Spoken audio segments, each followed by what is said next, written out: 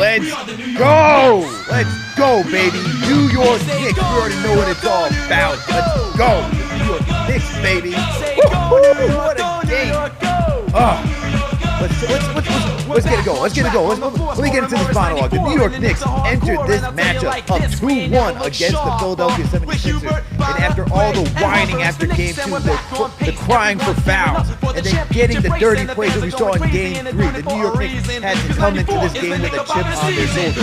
Why? Because Mitchell Robinson would miss this game due to his ankle being injured, the same ankle that he had surgery on. Why? Because Joel Embiid decided to roll on it. Not only did he do that, he decided to kick Mitch in the nuts. He also decided to pull on his legs in the air. We all know that dirty play is not going to work around here. So you know the Knicks had to come in with a chip on their shoulders to win this one, and that they did. But even though in the first quarter you saw that this game was looking like the Philadelphia 76ers were about to take this all the way home, because both teams were shooting 4 from the 3, but the Sixers were looking like everything was clicking on all cylinders. But somebody, not just anybody, our guy, Captain Clutch himself, Jalen Brunson, said, not tonight. Not today. We're not going out like no punks in Philadelphia. And so he put on a masterclass performance starting not only in the first quarter, but he would rev it up like a Super Saiyan. Like a Super Saiyan. Not 1, not 2, 3. Because that's how he performed today, to make sure that he led this team to win in Philadelphia. Game 4, Knicks are up 3-1. And of course, you got contributions from everybody else. OG with a great two-way performance. You have Dante finally hitting some clutch shots when he was just bricking. And come on, McBride and everybody else just chipping in along the way. But my goodness, Jalen Brunson doing the Lord's work to make sure that the crybaby Philadelphia 76ers were down 3-1 in this series. You already know what it is. Make sure to hit that thumbs up button for your boys. Make sure to subscribe to the channel if you haven't already done so. Make sure to support our sponsor, Underdog Fantasy and Manscaped, okay? Use those promo codes KFTV, and make sure to tap into the Discord today, because that's where we're taking calls. No phone lines, just Discord today. So make sure to lock in. I want to hear all of you. I want to make sure we get all the takes from Knicks Nation, because I want to know how you feel about this game. I'm hyped, CK. I'm hyped. It's me, the Tratacaster. On the other side is my guy, CK2K. You already know what it is. CK, how you feeling, bro? How are you going through that live, man? How are you feeling right now? How am I feeling? Man. That team, I know we called them the 79ers. I almost wanted to call them the 89ers. They were stuck on that 89 for about 6 minutes. Now, I said it in the chat. I was like, look, man, it's about to get real grimy. Shout out to Quinn Grimes. It's about to get real grimy. And the Knicks did just that. Defense. OG. Precious Achiuwa. How many points did Embiid score? We're going to talk about it, but I just want to hear one more time, Alex. How many points did Embiid score in that fourth quarter? Field goals, if you will. No, I don't care about his free throws. How many field goals did he have in that fourth quarter, if you will? Do you remember? Let me put up I think he had, it looks like 0. He went 0 for 5. Gosh. Oh my gosh. Look, everybody in my chat, everybody in the KnicksFanTV chat, everybody always talking about Tibbs sometimes began out coach. Look, man, you can't say that tonight, because Nick Nurse, he was at a fork in the road. He didn't know what to do in the beginning of that fourth quarter. He said, okay, the Knicks just had a great end to the third.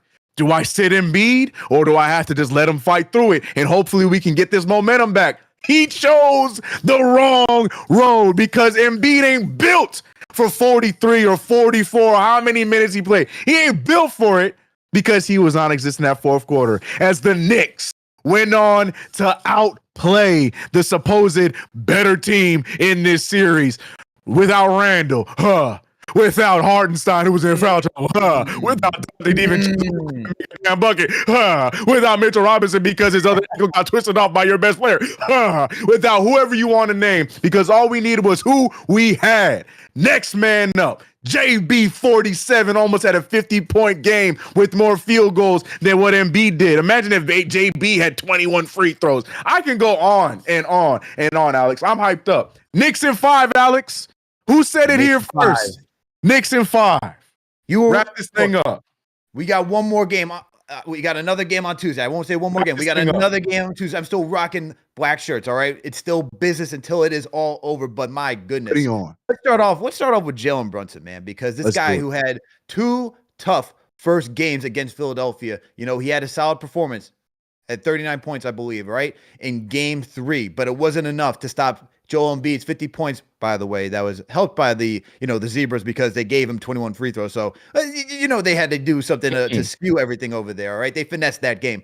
But today, I should say, this afternoon, because it started at 1. What did we have, CK? We had I mean, if Brunson, this is where I love Brunson, man.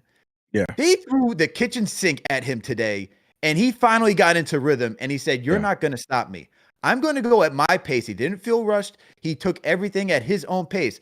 Kelly Oubre, not a problem. Tobias Harris, not a problem. Nicholas Batum, not a problem. Joel Embiid, not a problem. Tyrese Maxey, not a problem. Because guess what? Jalen Brunson said, I'm going to get mine. You're not going to stop me today, and my team's going to win. That's what it was today. And this is where you see why he is 1A, all right? Becky Hammond, that's why he's 1A. You see, this is why he's an MVP type caliber player, because he can go out there and get his. And by the way, CK, by the way, Knicks Nation, by the way, to all the Philadelphia 76er fans tuning in right now, because I see in the mentions in the comment section, you always want to come in here when you guys win, but you don't want to show up when you lose. Hey, guess what? This is why he's an MVP type caliber player. He doesn't get stopped. He doesn't get frustrated. And what else does he do? He makes his team that much better. And when it comes down to clutch shots, he's able to perform. Because what did Joel Embiid? Did Joel Embiid have a free? It seems like Philadelphia doesn't know how to dunk, man. Whether it's Ben Simmons or Joel Embiid having a capability to dunk, he decided to be like, whoop, and miss it. So it doesn't matter, man. This is why Jalen Brunson is him. My goodness. Like, we are so lucky, CK, to watch this type of performance today. He just surpassed Bernard King in a playoff performance for scoring, man. 47 points today. Like this is something unheard of, man. 47 points. And not only did he get 47 points, he got 10 assists. 10 assists, yep. 10. 18 for 34. That's over 50% shooting today. It's over 50% shooting. Jalen Brunson is him. Good Lord, everybody. We are so grateful to watch this guy perform the way he did today, man. My God. And we earned this, though, Alex. And you know this, man. You know, all the years of the Ntilikina, Ramon Sessions. What's my boy's name? Emmanuel Mudiay. I was gonna go deeper than that, bro. Who? Jose Calderon? Jose Calderon. Oh my God. Tony Douglas. Udra. Tony Douglas. Don't forget Tony Douglas. Oh my goodness.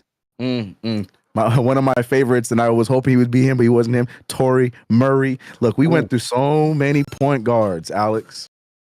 And you know, that's why I'm saying we've been here. So I don't want to hear, like, I saw a post by a stupid Celtics fan responding to somebody on Twitter talking about, oh, Knicks fans don't show up until the playoffs. I was like, yeah, this dude is so dejected from life. Because what do you mean? We've been here. This is something Moochie Norris. God, sorry, I saw that and I had to point it out. Moochie Norris. We've went through so much. Langston Galloway. No, Langston Galloway ain't in the chat. That's my guy. But we've been through so much, and it's like we were gifted the perfect guy. This was the guy. And even when we were gifted this man, number 11, Jalen Brunson, the conversation was still pointing at the Knicks doing the wrong thing. The Knicks are still a joke. This, that, and the third. And Brunson said, oh, yeah? Watch me. Got gypped of an All-Star his first year. Finally got his All-Star. Should have been a 2-time All-Star with the New York Knicks jersey. And even better than that, let's just talk about this playoffs alone. Brunson gave the Sixers 2 games. What did the Sixers do with those 2 games? Nothing. We still won when Brunson was out there shooting 8 for 85,000. Brunson has a better game 3. Sixers did what they're supposed to do. Embiid making tough shots. Referees did what they had to do, made it interesting. But if you're going to put 47 on the board with Jalen Brunson, this is something he's been doing all season long. We lost again. I can go down the list of the players we lost, injuries, foul trouble, whatever the case may be. This is the Knicks, and it all starts with Jalen Brunson. One of the big things, Alex, that was said to me in play-by-play, it's like I had said, quote me, it's on there. There's a VOD. I had said I want Brunson going for 50 tonight, right? I had said it. Chat didn't like that. Chat's like, no, CK, I want to see him pass the ball. Brunson heard that and said, how about I do both? How about CK? I can't go 50. I'll give you 47, but I'll get you your 10 assists. Jalen Brunson tonight was doing what in my opinion, what I feel like he was doing the entire series, they just weren't falling in game 1 and 2. Because Brunson, I felt like, was still going to his spots, and we saw he was missing gimmies, he was missing his floaters, missing his mid range. They just weren't going in. Tonight, though, that's all out the window. But Jalen Brunson, my favorite play was when he got Tobias Harris, got that N1, went right to after he got that N1, to the Philly fans, and he had something to say, spit flying everywhere. Oh, Jalen Brunson, like I said, like for those who who are still in disbelief, you're allowed to still be in disbelief because we've come a long way, long way to be gifted the kind of animal that Jalen Brunson is, and he's just getting started. Fighting through injuries, fighting through everything that that's been faced, the negatives of the media, whatever the case may be. This man Brunson put us on his back tonight, especially with some help, and we got this dub. This dude is this greatness, man. We're witnessing greatness. I hope you enjoy the number 11, chat, because you're never going to see another player wear that jersey again in the history of the New York Knicks. It's never going to be worn again. I know he's only 2 seasons in, but come on, man. Like I said, Jalen Brunson deserves all his flowers, and the New York Knicks defense, when the referees decided to swallow the whistle, was phenomenal tonight. Alex, can you tell I'm hyped up about this game? Bro, I was just telling you before we got on air, and to all Knicks Nation, I'm so thankful my wife took my son out of the house today because I was able to scream all the profanity. I cannot relay back on this show because this is a family show, but all the profanity jumping out of off the couch, just the excitement, man. I mean, it was this game is like one of those memorable games, man, especially for Brunson, right? This is definitely one of those memorable games just because think about everything that's stacked against him. You have Philadelphia with both of their superstars. I don't care if Embiid's 80, 60, whatever percent. Right. He is scoring at a high clip. I don't care if he's injured or not. You also have Maxey. It is 1 versus 2 when it comes to stardom for both teams, okay? And the fact that the Knicks are up 3-1 on this series without having Julius Randle, not having Mitchell Robinson today, okay? This is the same stuff we saw throughout the regular season, CK. The fact that this team just has the depth, they have that mental fortitude to say, next man up, no one's going to stop us. That's what it's all about. And even when they were down, they did not waver. Sure, there were some gripes here and there along the way, but this team never wavered. And you see the mental weakness in the Philadelphia 76ers, okay? You see the mess up. You see the mess ups. You saw first half, they only had 2 turnovers. Second half comes along, you start to see it was 5, and then it starts to increase the miscommunication between Lowry and wanting Maxey to go in to get the free throw, the one that he was going to miss. Whether it's Embiid pass it to Maxey and not seeing that the ball was going to come in his direction. That type of stuff, man. This is why I wanted the Sixers. Like I said, there's still more work to be done. They gotta close it out now at home. Game 5, they gotta close it out. But this is why I wanted them, man, because when between them or the Heat, I know the Sixers don't have the mental fortitude. I know they don't have the attention to detail to make sure they don't make mistakes, especially in critical moments. But here's the stat that I was reading off, that I mentioned, that I made reference to. Jalen Brunson has 47 points, a new Knicks playoff record. Bernard King's record of 46 stood for 40 years. For 40 years. 40. Brunson just broke that today. We are witnessing greatness on the rise, on the best stage, the biggest stage possible in the Mecca. That is one Jalen Brunson. Oh my goodness, CK. How great it is. Salute to Knicks Nation. Thank you all for tuning in for another KFTV Postgame Live. We just watched the New York Knicks destroy the Philadelphia 76ers today, 97-92. It felt like a 90s brawl, man, especially since it's a low-scoring affair. No one eclipsed 100, 97-92. And you could just feel New York was in position to take this one over just by how they were keeping up with the pace. Yeah. So make sure that thumbs up button for your boys. Make sure to subscribe to the channel if you haven't already done so. Make sure to tap into the Discord. We are going to get to your calls soon. Yeah. But CK, I got to talk. As much as I want to give Brunson all his praise, man. As much as I want to give Brunson all his praise, we got to talk about. There was somehow this thing got unclipped. That's why the audio was a little shaky. Somehow, we have to talk about OG Anunoby because the defense, the two-way presence today, the shot creation, the playmaking. OG was on another level today, my man. It was,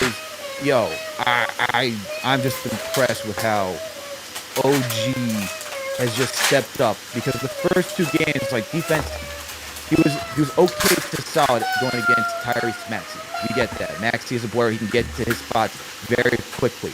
But Tom Thibodeau, and give kudos to Tibbs because he made some major adjustments for this game. Major adjustments. One of them being OG was going to guard Tobias Harris and put Josh Hart on Maxey. Yeah.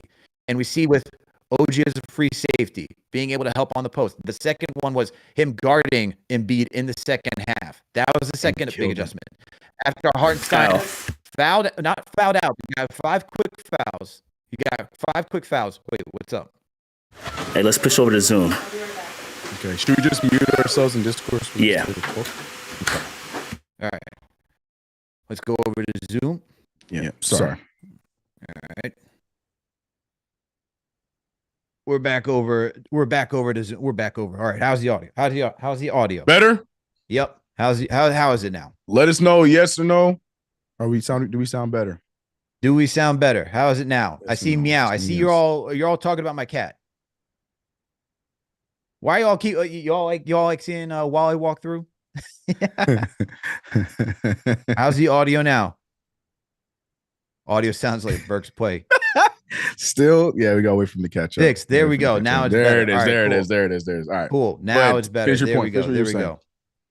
All right. So what I was saying is that OG Anunoby, man, this guy, a two-way play. Big adjustment was obviously Tibbs, especially in the third quarter going into the fourth, putting him on Joel Embiid, and Embiid, as you noted, CK, 0.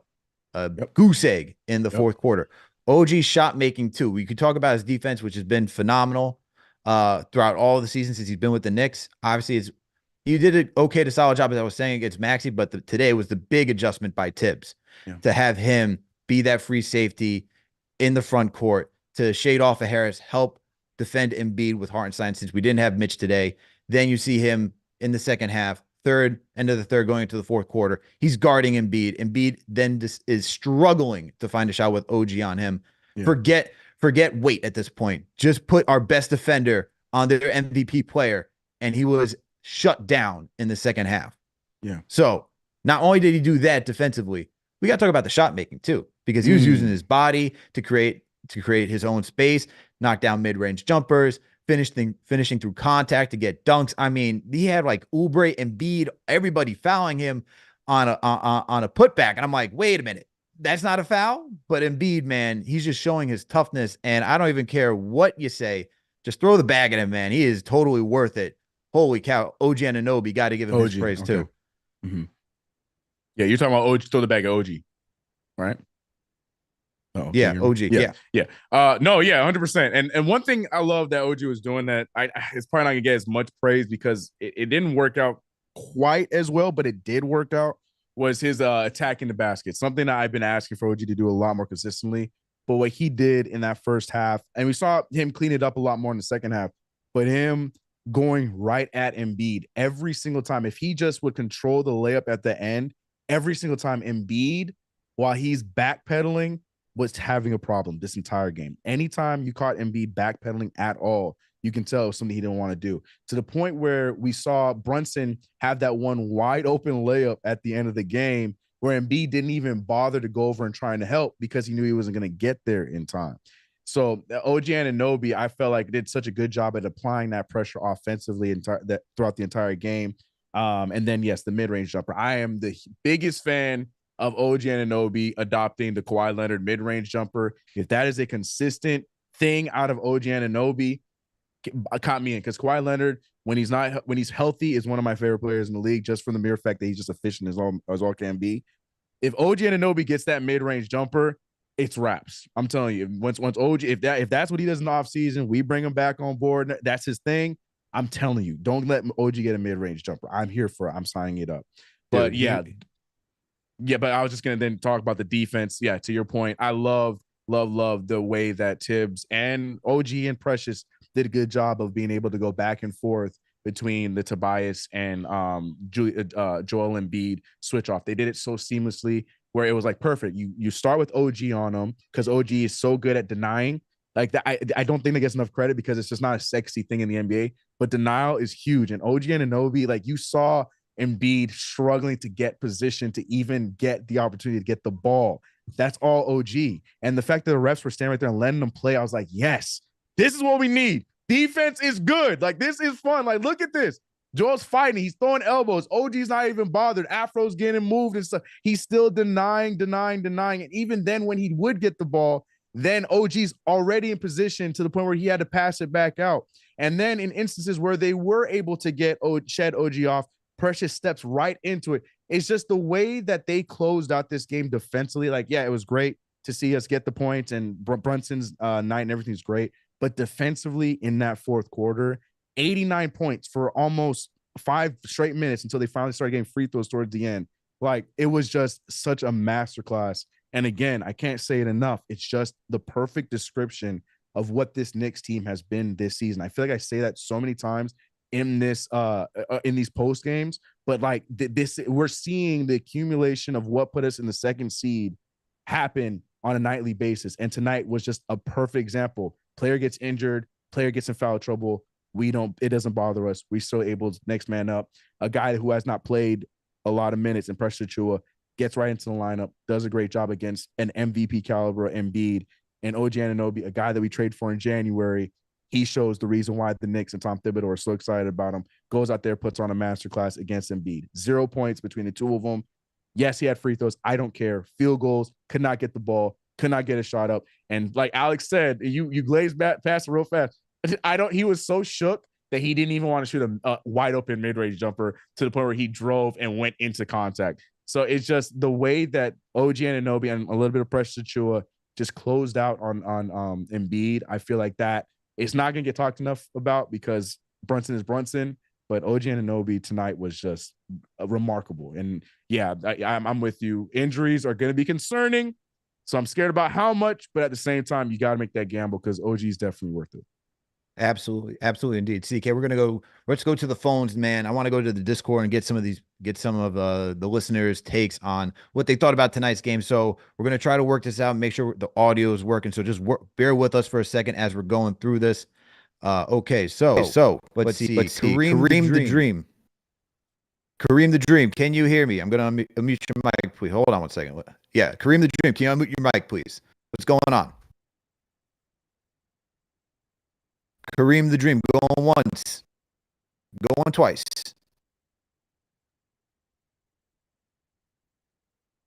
All right, no Kareem the Dream. All right, we're gonna go to. Let's see who's ready to. Let's go to Eden. Eden, unmute your mic, please. What's going on, Eden? Eden, you there? Yo, hello. Yes. What's going on, Eden? What do you think about tonight's game, man? How are you feeling after the Knicks are now up 3-1 on the series? How are you feeling? Hold on, let me make it real quick. All right, y'all can hear me better now? Yeah. Okay. Yeah, cool. My bad.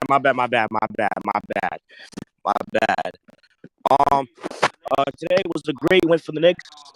I've seen that Hartenstein, he's been in major foul trouble these past 2 games, but Brunson, he's been playing amazing. Demon Central, we gotta see if he can bring it up at home because he's but he can step it up though next game. But my favorite play of the game was when Demon Central in the third quarter, I think on the 6-minute, 7-minute mark when he hit those 2 threes. That I think that woke us up for sure. But the job is not finished yet. So let's not get too hyped. We up 3-1. I'm hyped, man, because after Brunson's performance to put us up 3-1. I think we could all be hyped about that. But I think we could all be hyped about that. I like how they performed today, man. I do like how they performed. I like how they about OG today, man. I do like how they performed. What do you think about OG? Man, his hustle, his rebounding is there. He almost had the same. I think he had the same amount of rebounds as Hart. I think he has to do that more. I feel like because. I asked a question about OG. Let's say, I feel like OG should stay on Embiid more in the game because see that Embiid has been missing a lot of shots when OG is guarding him. So I don't know because it seems like Hartenstein has a lot of foul trouble. But Achiuwa's defense was good as well. I'm not going to bash on Achiuwa. Achiuwa's defense was great. But the thing I love about this team, man, is that our hustle and we play 10 times more hungry than the 76ers, and it shows that we have more heart You know me? So Appreciate the call, Eden. Appreciate the call. I know that the audio is a little funky right now. We're trying to work things out, but whoa. There we go. Yeah, I know the audio's funky, people. We're trying to work things out on our side. We're trying our best. We appreciate the call, Eden, though. We appreciate the call. Thank you for calling in. All right. There you go, man. Eden saying, happy about the win, not getting too hyped. Do you think we should all be hyped, man, after this win, or we gotta maintain our expectation? Like, what do you think, CK? Look, man, I got told in the play-by-play to calm down when we went up by 2, when we took our first lead after being down by 10. In the playoffs, I don't think there's a such thing as calm down. That's regular season behavior. Like, yeah, you got more games to play. You're trying to win for it. In the playoffs, yes, we are supposed to be excited. Now, understand that the job is not done, but hell yeah, you're going to be excited about this game. We are a fan base that loves this team, and we show it without even trying to show it because we are invested in where this team is going to go. And all of us, some of us are believing it's all the way. A lot of us are believing that this is the team. This is the year. This could be our opportunity, our shot. So every time we get a win is a notch on that, the amount of games. There's some people, every time I'm like 1 game left, they'll be like, no, CK, you got, and then they'll say exactly how many games it is until you win an NBA championship. And I respect that. So to me, to try and dumb it down that just because it's game 4 and you still have one more, I think that's dumb. I think you're supposed to enjoy every single one of them, understand the job's not finished, but hell yeah, be hyped up about tonight. Hell yeah, be excited that you went in there and won in the opposing team's gym. Hell yeah, be excited that you're hearing MVP chants for Jalen Brunson in Wells Fargo Arena. Hell yeah, be excited that you're hearing cheers when the Knicks won in Philly. You're hearing cheers. You're not hearing boos. It's not silent. You're hearing cheers because this fan base is that real. So, of course, be excited about this. As long as we all know the main thing is the main thing. Tuesday, we wrap this up. Knicks in 5. You, of course, got to enjoy the rest of your weekend with this W. And you got to keep your chest up high because that's what we do, man. Knicks fans, man. We the best in the game. Absolutely. I will say for this game, like I will say, actually, I got a question for you, CK, moving forward. So I'm not even saying anything. I see you, EJ1. Sorry, EJ1. I know. I got to give you a hard time. Sorry, EJ1. He knows what he did. I would also say that the excitement is, since we've been Knicks fans, that we've seen a lot of turmoil, and the fact that we're up 3-1 in a series where this is a commanding, it's a commanding lead at this point. Sixers, as we know, are known to collapse. So it is what it is. But let me ask you about this, because we had Bojan Bogdanovic go down in seconds as soon as he checked in. Are you worried about him and his status moving into game 5? I don't know if I'm worried about anybody's status anymore. Wow. I don't feel like we like, why?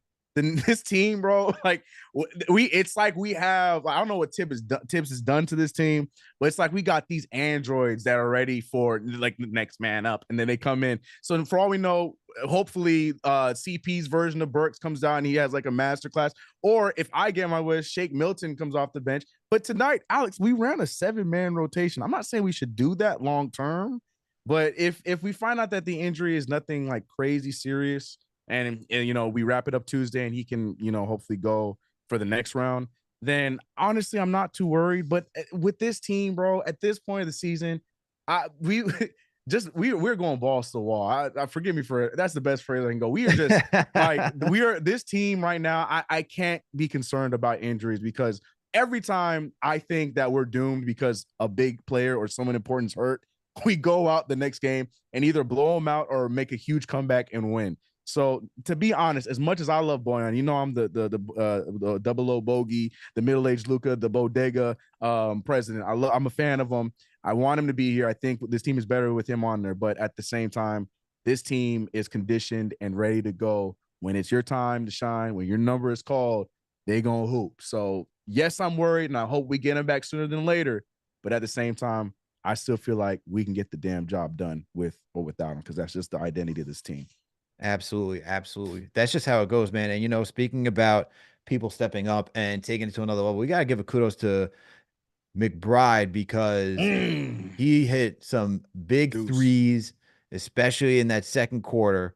You know, we're talking about a guy who's just coming in. Obviously, we know about his role just changing after the OG Anunoby trade, but my goodness, man, these are the big adjustments I want to give Tibbs before I continue on with McBride, because he was one of those big adjustments, right? Dante wasn't having it today. McBride closes out the game in the fourth quarter, right? Dante gave us 2 clutch threes in the third quarter, but then goes to McBride. Another one, Hartenstein gets into foul trouble. Yeah. All within 10 minutes in the third quarter, goes to Precious, allows Precious to close out the game, right? Hartenstein came back in for a rebound after some free throws, but really went with Precious to close out this game. Other one, as I noted earlier, was OG Anunoby. So how about and him guarding Embiid? Those are the 3 biggest adjustments Tom Thibodeau made today. Huge. And we got to give Tibbs first and foremost credit for doing that. Yeah. So I guess before going back to McBride, or actually I'll go back to McBride and I'll follow up on Tibbs. Okay. McBride being one of those big changes, man.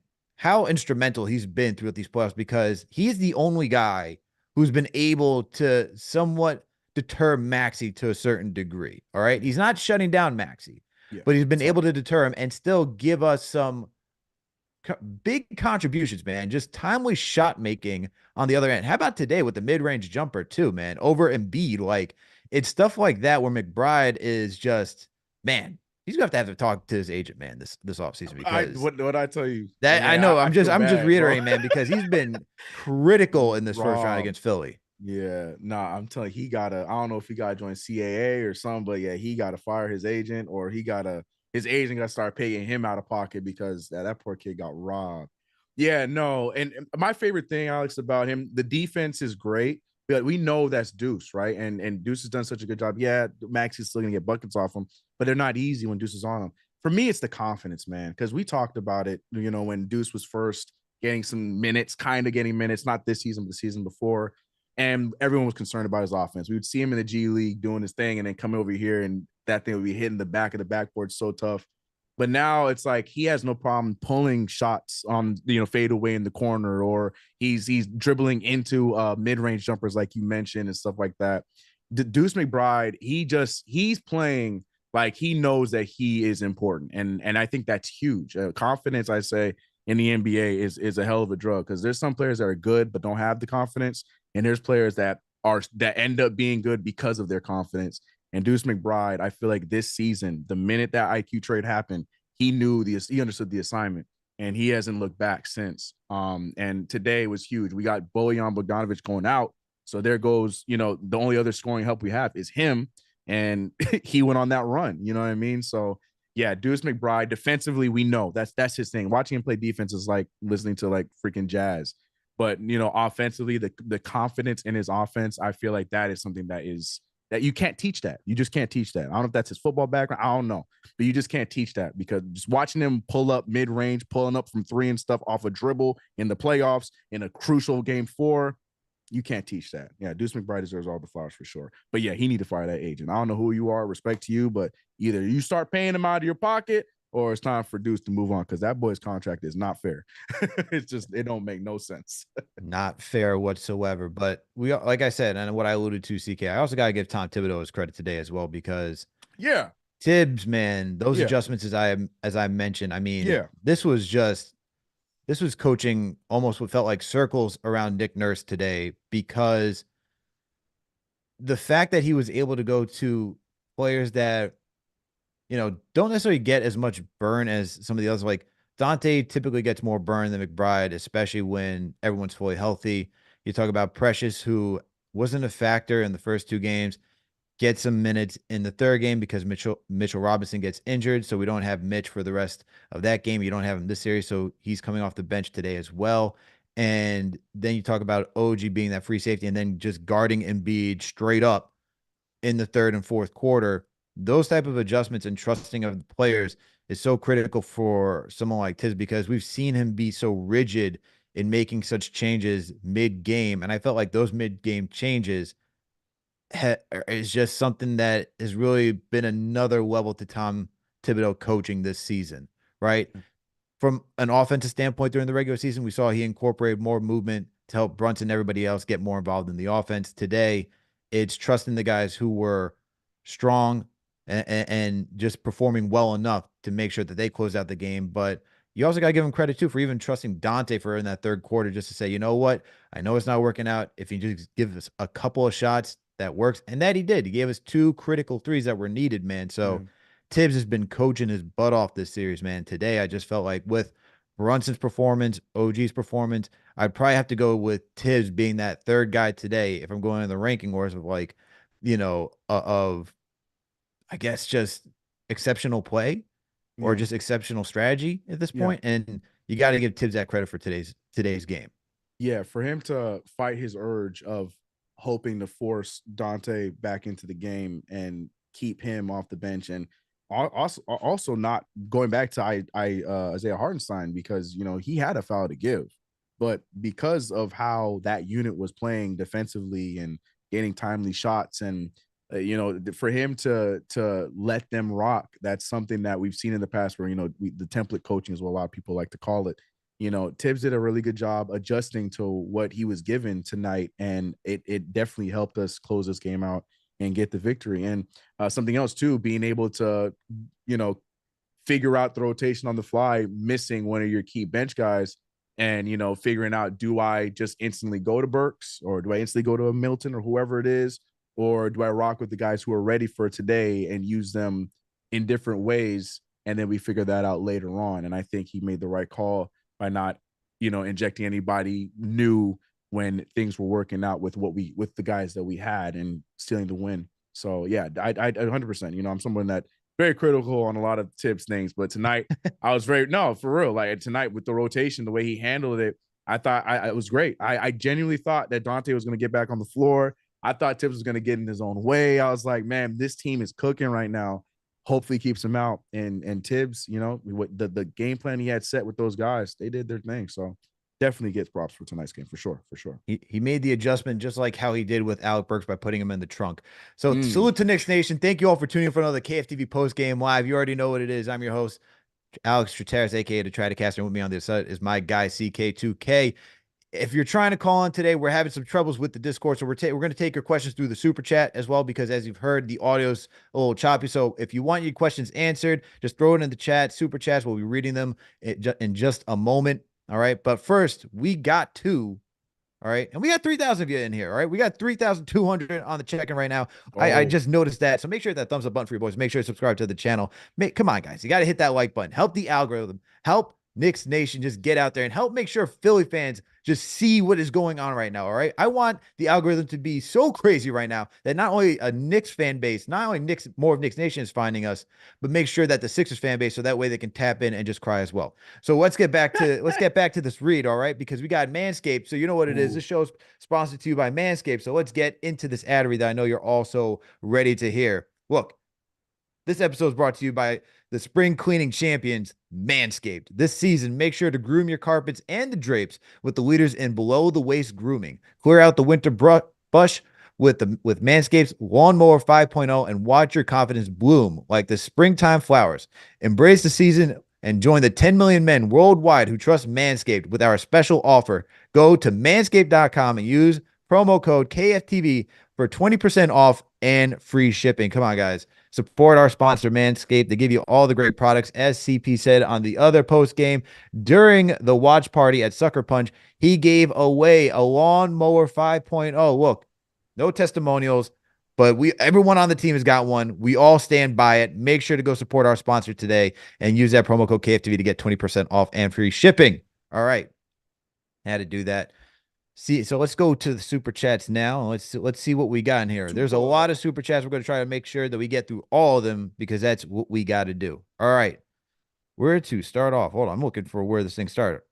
All right, here we go. First and foremost, let's shout out to Patrice 2020, Chaz Rodriguez, and Jay Bennett for all becoming a franchise channel member. Salute to all of you for joining today. Really appreciate it. Shout out to Jerry Crisp for the $5 super chat. Said CP stood out like a sore thumb. Let's go Knicks in 5. Yeah, CP was on TV today. Boy, felt like ABC was just giving him all the airtime today. Shout out to CP, the Knicks chick, and Jason Calcanis for being there front row right behind the Knicks bench. And my goodness, you saw it, man. You saw how they were just raving for everything they were doing, bringing Knicks Nation together. That's what you love to see. Salute to all of them for being being there today. And salute to everybody else who went to the watch party down in Philly today. That looked like a great time. So hopefully all you enjoyed as you got to watch the Knicks win today. All right. We got a $8 super chat from Murphy, who said, Brunson burner is lit. Let's go Knicks in 5. Absolutely. It's looking like Knicks in 5 right now. Shout out to Knicks and Dimes, man. This guy has been Chris Kringle giving out more franchise channel memberships. He gifted 5 today. So shout out to you, my guy. We also got shout out to Russell Whiskey for being a channel member, a franchise channel member for 15 months. He said Knicks in 5 is still alive. Let's go. We got the $5 super chat from Sin0997. Said, salute, salute, salute, Knicks Nation. Let's effing go. Great win and amazing game by Brunson. Give my man King Tibbs 100. Yeah, man. Tibbs coached one hell of a game today. Phenomenal performance by Brunson as well. We also got Chase and X $5 super chat. Said Brunson, first player to score 45 plus points on 50% on greater than 50% shooting and dish out 10 plus assists in a playoff road win since Michael Jordan in May of 1990. Look at that. Brunson getting up there with some heavy hitting names, CK. Look at that. Look at that. Great. We also got CL Kenrick. Shout out to you for the super chat. Appreciate it. What else we got here? Let's see what else. We got Zenobius with the $2 super chat. Yeah, we know. That's why we're sticking with Zoom right now. The Discord audio is choppy. We all understand. Appreciate it. Appreciate it. Appreciate it. Thank you. All right. Let's get through some of these more super chats. We got the $10 super chat from Tastico. He said, hey, Nick Nurse, did you see that? Did you see that Jalen Brunson performance? You cry, baby. Shout out to Laid Back for the $2 super chat. We got Alpha Wolf. Shout out to being a franchise channel member with the $5 super chat. He said, Jamal Crawford said, passing more helps you score more. 10 assists for JB tonight helped him get 47. Absolutely. You know, keeping your teammates involved and keeping that defense honest opened up things for JB, man. That's why he was able to get 47 tonight. We got Shy Killer with the $5 super chat saying Philly fans need to stop saying Embiid is 50% when we have no Randall, no Mitchell Robinson, and now no Bojan Bogdanovic. That is a fact. Sixers fans cannot complain about not being healthy. Your guys are out there performing, and they're putting up like great numbers too, man. There's no way a Philly fan can come through and be like, well, you know, the Knicks got lucky in this one. Please. The Knicks have just been executing better than the 76ers. That's just plain as day. We got Will N for the $5 super chat. He says, what's with the Sixers playing NBA Jam / arch rivals? First taking down Mitch and then Bogey. Will they both be out for the rest of the playoffs? Mitch went through warmups today, so it seems like he should be able to return at some point, but the team doctors are going to make sure to protect him so he doesn't re-injure that ankle. And then you have Bogey. I mean, he went down. I wouldn't call that a dirty play. You know, they're both attacking, trying to get, die for the basketball. So I'm like, that one's more unfortunate. I think one dirty play, if you want to talk about it. And let me get your thoughts on this, CK. You had Embiid throwing an elbow to Brunson on a screen. I'm like, this is the type of stuff, man, where I get it. There's always going to be some jersey pulling. There's always going to be some stuff that, you try to, hide under the table so that way you don't have the refs seeing what's going on. But, you see JB talking about that with Embiid too. Like, yo, man, what's that about? What's that about? Yeah. And then Embiid's like, I don't know what you're talking about. It's like, okay, Embiid. Okay, man. But it goes to show you for a guy of his caliber, if he's got to go towards cheap tricks, man, like that, that's funny business, man. I'm not too keen on it. Yeah. Very disappointing, man, because I liked Embiid, man, in this series. And again, like I'm trying to play devil's advocate. I'm like, I don't know how much of it is the injury. So it's like, does he feel like his body's not moving the way he wants to move? So he's resulting to do that. I don't know, but it's not great, and it's upsetting because this is a guy that there was some Knicks fans that were really like hoping that we'd get, and there's that whole video of him and Julius Randle, so people were thinking that blah blah blah blah blah. But it's sad what he's resorting to. And another thing too, I implore the chat and everybody to pay attention. Whenever he is not able to grab a rebound or there's a play happening, he always gets away with these really, like, again, like you said, jersey pulling and stuff is normal.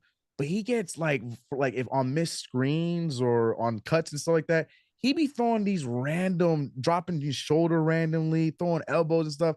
And I'm like, the stuff is just really unnecessary. And I get it because, the refs aren't going to catch that kind of stuff.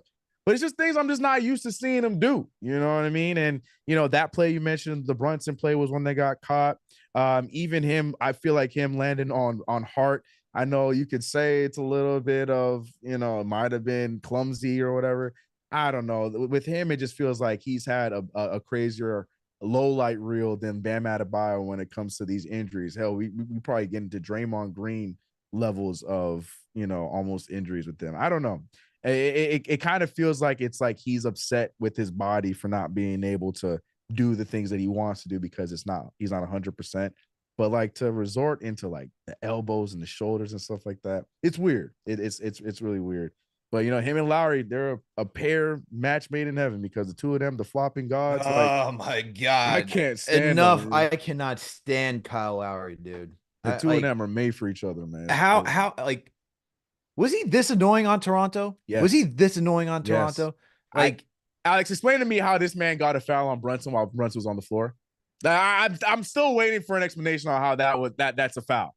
I'm waiting for how he was able to, just hook OG's arm, and then it's like, oh no, that's a foul on OG. I'm like, what are we doing, man? And then it's like, then you have them going to make sure that, was the ball inbound or not? How many free throws did he get? I'm like, right, guys, this is like, how refs are supposed to have scouting reports on what players' tendencies are. How we've not gotten to this for Kyle Lowry? That's what I'm saying. There's players where it's like there's three of them at the guard position that have really aggravate me. One is Kyle Lowry. Two is Chris Paul. Three is Marcus Smart. Those three guys need to go get an Oscar or whatever, man, for their acting, because it is, good Lord, man, it is so aggravating to watch them, man. They are they will talk about foul baiting. Yeah. It is just on a whole other level with them, man. It's so aggravating. Yeah. Kyle Lowry, though, is just so, and what makes it worse, CK, is that we didn't have to face him when he was on Toronto, right? Because we were still going through our dark times. Now that we're good and he was on Miami and now he's on Philly, I'm like, dude, can you just get away? Go away. Just go somewhere else. Right. Go somewhere else. West, get out of the East. I don't need to see you anymore. Go back to Memphis. Man. Go somewhere else, man. You are just so aggravating. Yeah, big facts. Oh my God. No. Please, not the Lakers. Because that's even going to be 10. That's going to be dialed up to like 2,000. On just annoyance. It's going to be between him and LeBron James just acting like, oh my God. But see, at least LeBron, this is probably a really unpopular take. At least LeBron makes sense because LeBron's notorious for never getting fouls in the beginning of his career because that whole Julius Randle, like too big to referee thing. So I think the referees forced LeBron to turn into a foul baiter and a flopper. But with Lowry, what's your excuse? Like you get those calls without even having to do all that kind of stuff. And it's just, I think that's what irritates me more. Like, the whole play by Hart where he swiped him and he like, why did you have to oversell it? Like you were going to get the foul regardless. It's clear that he was trying to get the flagrant because as soon as it wasn't called a flagrant, all of a sudden he was there checking for blood. Alex, he was checking to see if his nose was broken. All of a sudden when he didn't get the flagrant, suddenly Kyle Lowry was just fine. He had a bunch of questions. He's like, how's that not a flagrant? He looked just fine to me. I thought we were going to have to bring out the blue tent. I thought we were going to have to get him checked for concussion. The blue tent, man. Yeah, I thought we were going to have to check him. But all of a sudden, when stretcher. He found out, we found out it wasn't a flagrant. He was just fine. He had a bunch of questions. He's looking around. He's making faces. I'm like, I can't stand him. Like, you got your foul. You got it. All right. Yeah, Josh Hart, he swung a little too close. You got it. But, man, yeah, I can't stand him. It don't matter what team he's on, man. But, yeah, look, I said the Lakers because I got to get the reaction I got. But, yeah, get him to the West. Get him somewhere. Actually, go send him with James Harden. Him and James Harden could be teammates. That'd be fun. Just a front backcourt. Too. Shout out to Bimmer James in the chat. He says, "Bring Lowry to the Knicks. He's a Nova boy." Yes, we get that he's a Nova boy, but that was probably the only time where I'm like, you know what? I will allow it because instead of being against us, it'd be like, oh, now he's gonna, do the acting for us. Alex, no. Every live, I'm not saying I want Kyle Lowry on this team. That is not what I'm saying. I get it. But every live, we're gonna be like, it wasn't a foul, but Kyle Lowry, how many times we're gonna have to do that? Like, he kind of did flop, but it was a good foul. He got us a key free throw. I don't want it. I don't want. It goes It's gonna from feel so dirty. it goes. To offend. This is how quick it goes, CK. It goes from that guy is just foul baiting to wow, that is a savvy vet move. I hate it. You know, the fact that we would do that. You're not wrong. I'm like, yeah, man, that's a great draw. Like he's one of the best in the NBA at drawing fouls. You know, he's really good at getting contact. Nah, F that. No, keep him away, man. Keep him away. You know what's next, Alex? He's going to Brooklyn next. I see everyone in the chat saying, "Nah, we don't need that." Shout out to Will from LA. Yeah, no, I get you guys. I'm just saying, no, man. I get what you're saying. No, I get what you're saying. I get what you're saying. That's the only way to diffuse it. You just got to be with us. Nah, he going to Brooklyn next, man. We're not done. We're not rid of the Lowry. God. We're not rid of the Lowry. He's going to Brooklyn. Oh man.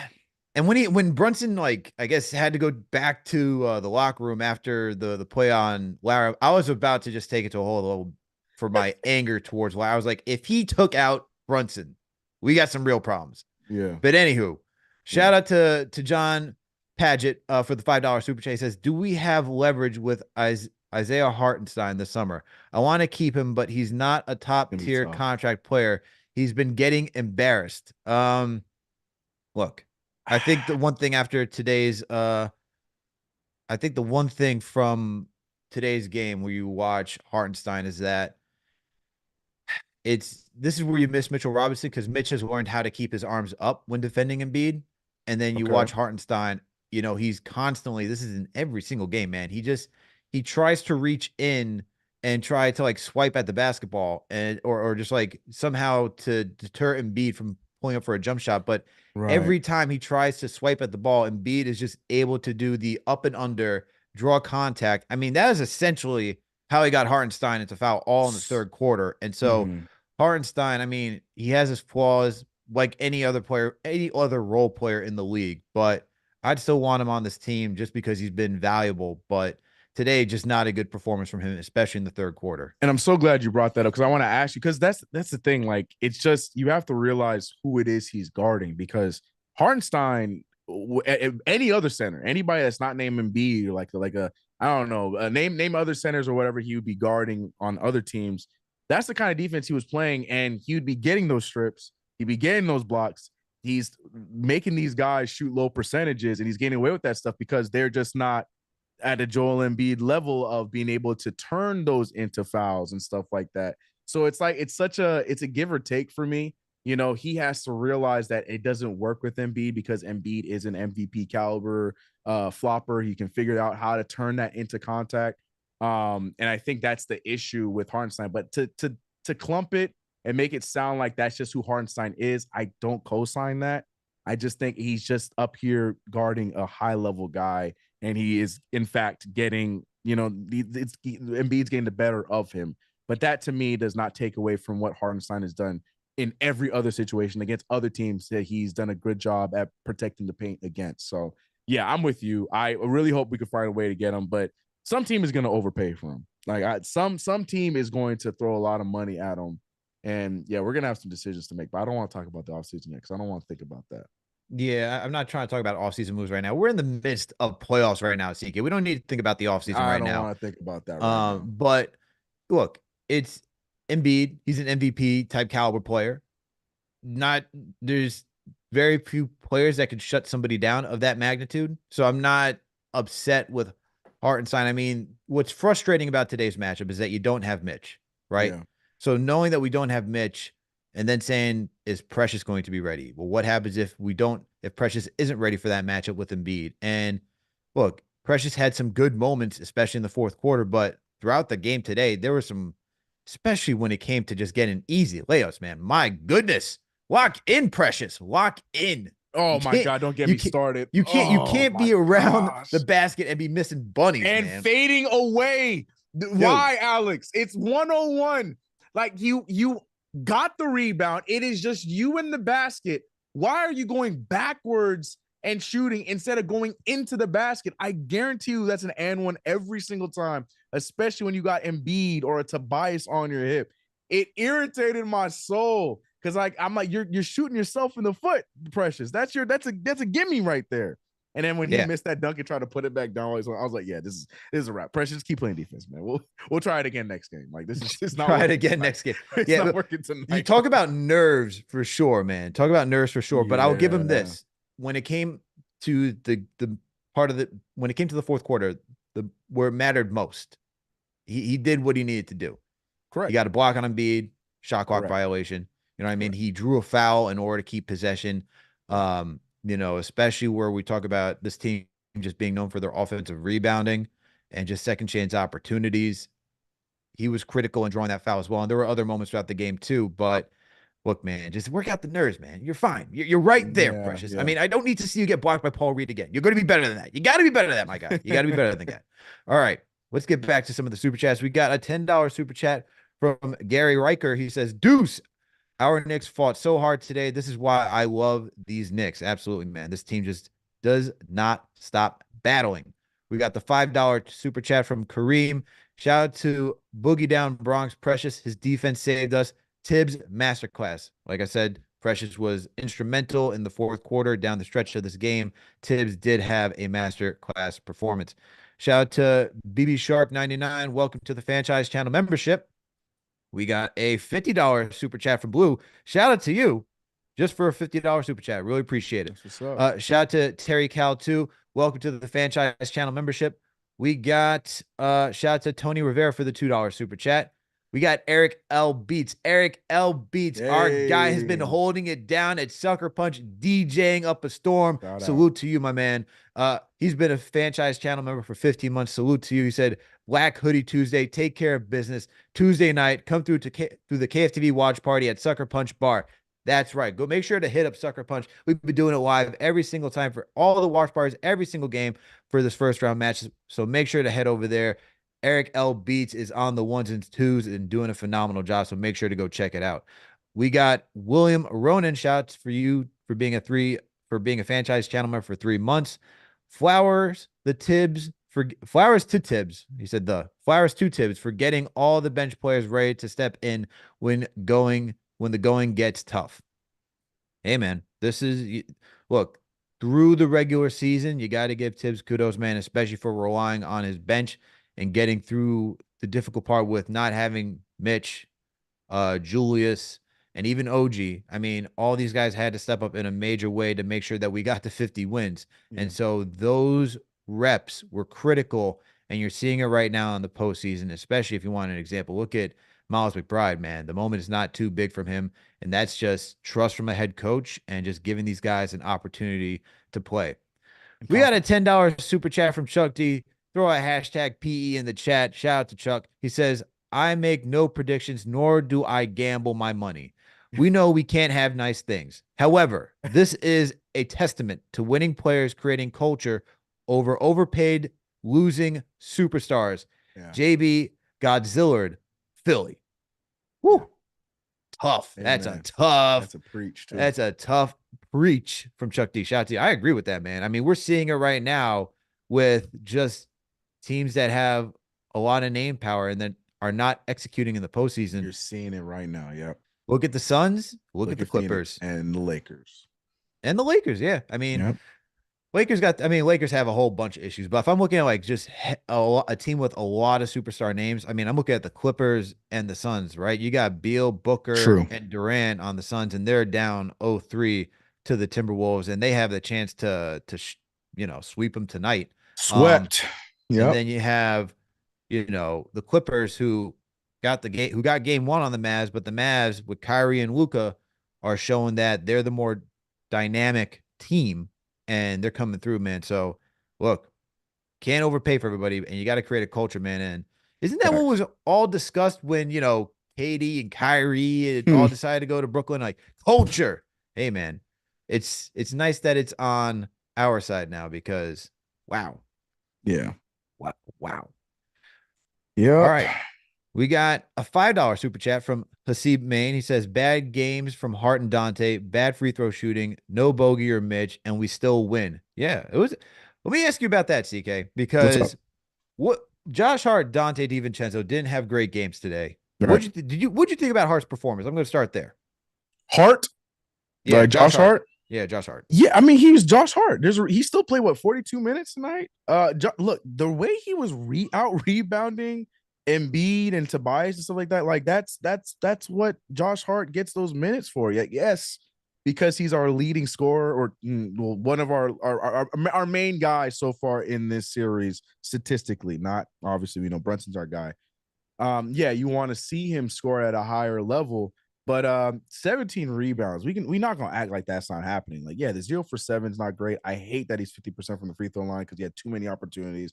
But 3 blocks, he was very crucial in keeping guys out of the game offensively. I think Josh Hart's good. My issue with Hart always is the same. It never switches, it never changes. I hate when he turns up open and easy buckets. There was 2 times. I remember them. I don't remember when, but I remember them very, very, very, very well, where he would drive, have one man in front of him, and instead of going all the way and drawing contact or making the layup, he elected to turn around, pass the ball to OG, where he almost got a charge. I hated that. Then there was the other instance where he had numbers. It was him on what 1 or 2 guys that he could easily dribble past because we've seen him do it. But he instead decided to slow down and let the defense recover and the offense recover. Those are my instances with Josh Hart. But as far as the intangibles and the big and important plays, there's a reason why he played. As I said, 42. He played 46 minutes tonight. 17 rebounds. Like, there's second chance points are what makes this team go. Whenever we have second chance opportunities, we normally typically take advantage of them.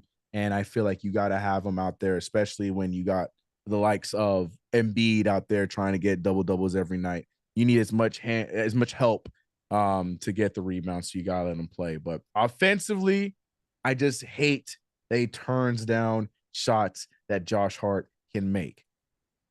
Yeah, that's my beef. That's forever my beef with Josh Hart.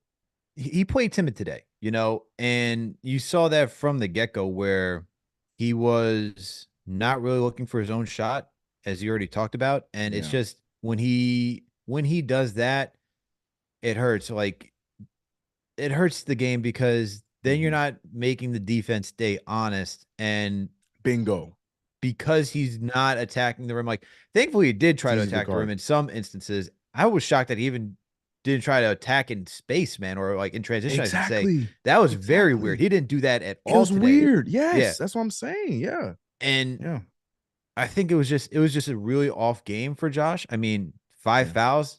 Kudos to him, though. He was savvy enough to not pick up a 6 and get thrown out. But and at that point, when you got the 5th in the 3rd quarter, you knew he couldn't be the same aggressive player that he's typically is. I was worried that if we lost him, our rebounding would have gone out the window. Yeah. He is so critical for us getting boards, man, without Julius and Mitch, that I was worried that, if he picks up some cheap 6 foul, that's it for us. But he's got to attack, man. And that's just, as you said, that's the frustrating part with him. Because if you're open, man, just knock down the shot. I get that they were doing a good job where you weren't getting open looks for 3 today. And that's a thing that you saw Nick Nurse did change, where instead of just focusing heavily on Brunson, Josh Hart was able to punish, the Sixers because he was left wide open. Not as much as he has been today, but still, there were moments for him to really make a mark on this game. And he did defensively, rebounding, but offensively, we're going to need him because you see how close these games are, man, especially in game 5. We're going to need him for that as well. Yeah. So I'm trying to be right. I want to be like those Knicks fans that want to be right all the time. I'm trying to be right. I said Knicks. You're trying to be right all the time. I'm trying to be right this time. Yeah, I said Knicks in 5. Let me get, because I'm typically like Chuck. I'm like Chuck D. I don't like doing the how many wins. I don't care. I just want the Knicks to win. But this one, because it was Philly, because it was the whole Philly or Miami situation, I played along and I jumped in with the chat. Chat was saying 5. I was like, yeah, I'm right there with y'all. Yeah, let's get this. We going Knicks in 5. So now I want to be right. And then I'm never going to make a prediction again. Knicks in whatever, just as long as we win. CK just said, no, man. I just worry about being right. Don't do anything else. Just please let me be right so that I can just walk home. All right. Hey, Gamble, let's go to some of the tweets that we have up there that I sent you in the let the people. Okay, sorry, hold on one second. So got a message from the captain himself. CP is en route back home, leaving Philadelphia, there will be another show tonight, so that way you can get your calls in because the Discord is down. He is going to make sure that you guys get your takes in today because we do want to hear from you. Today we're still taking, super chats. Make sure to comment in the chat. We'll be reading them. But Gambo, let's make sure to go to some of the images of CP in the stands. Look at this. You have CP and the Knicks chick. Look at that. They're guy. courtside. Look at that. This is towards the end of the game. Look at them. They're locked in. They're watching Brunson's fantastic moment, man. Him at the free throw line. That's what CP posted from that angle. And then let's show the other one where you have hold on. This gives Marie some love. Shout out to the Knicks go chick, back. There was one point where they're doing a zoom in. I'm trying to remember what play it was. But Marie, her reaction was exactly how I was feeling because they missed the call on our end. It was the foul at the end. I don't remember who it was, but they missed the foul on our end and they called the exact same call on the Sixers end. And Maria, you could clearly see her she pointed, saying, "Call on both sides." I was like, "Yeah, you better tell them, Knicks chick." Yeah, that's how I'm feeling too. Right. So shout out to Knicks chick too. I see you, Maria. Yeah, you out there. Yeah. Absolutely. Oh, wait a minute. In this photo too, I got to give a shout out to our guy, Jeff Johnson. He's right there in the background too with the phone. There he is being hyped too, man. Look at him. He's got the phone in front of his face, but shout out to Jeff Johnson as well. So we got CP, Maria, and Jeff Johnson all in one shot right here. They're all sitting courtside. Look at them. And yeah, man. Well, we got to give a shout out to Maria for being, especially for being CP's ghostwriter. That's it. But no. Facts. Yeah, totally. She needs more credit. That's why I had to make sure. Yeah, Maria don't get enough credit because CP don't be giving her credit. Yeah, no, Maria is it. Yeah, no. We got to make sure of that, man. We got to make sure of that. Yep. And then we got the other one. Here we go. J Cal looking back in the stands. He's trying to get Knicks Nation activated. He's probably talking to a Philly fan too as well. He's like, "Hey, settle down here. Settle down. Settle down." He probably is, man. He probably really is. Yeah, look at that. We got all of Knicks Nation, man. We got all of Knicks Nation. KFTV's in the building. You already know what it is. And ABC doing great work by making sure they're capturing the #1 show for the fans by the fans. All right. Because that's what it's all about, man. That's what it's all about. That time they zoom in at the end was great. Like literally the end of the game, that slow zoom on CP. I was like, yes. They're like, that guy's decked out. That guy's really decked out in orange and blue. They see Maria too. They're like, yeah, those guys over there. And Jeff Johnson and JK. Yeah, let's zoom in on this crowd has been activated. And you can see it, man. They're right behind the Knicks bench. Yeah, that's good stuff. It was lit. Yeah, man. That's great stuff. That's great stuff to see. And then hold on. We got another thing that's going on as well. Hold on. There was some apparently Knicks Nation wanted to make sure that no one walked away without leaving Philadelphia some memorabilia. So Gam, I'm gonna send this over to you, all right? Because I want to make sure that the people could see what is going on outside of Wells Fargo Arena and what's happening to the Wilt Chamberlain statue outside. And it seems that some Sixers fans are a little upset of what is going on. And here you have Knicks Nation outside the Wells Fargo Arena putting a Knicks jersey on the Wilt Chamberlain statue. Dang. Look at that. Look at that. Look at that. Properly leaving the city, making sure that Wilt has a good jersey on there of a winning team. A team that's up 3-1. Is it a toddler jersey? Because I heard that their statues are really small. Yeah, the only thing that's, apparently realistic size, which is the most fictional story possible, is Rocky Balboa that's out there. That's the only thing that they can give credit to, which is the guy the only champion that they got, CK, the only thing that they could they decide to give a realistic statue for Rocky Balboa, but they can't give, AI, Barkley, anybody else, right. They can't get a real life set. This is the point where all the members in the chat got to hit the CP glasses statue because if you look, you can't even see the statue because it's that little. I can't even see the statue, bro. I can't even see it. I mean, the fact that they can reach the statue and put a jersey over it says a lot about what's going on with the statues out in Philadelphia. Do you not honor your star players? What is going on here? Yeah, it's weird. It's weird. Good Lord, man. That's so funny. Yo, man, Knicks fans are the best, bro. I can't. It's never ending. Let's go, man. Game. That's Knicks in 5. It's time. We move. Knicks in 5. All right. Let's get back to some super chats. We got Count Olaf's trap there line. It is, TM. TM did it. The CP glasses,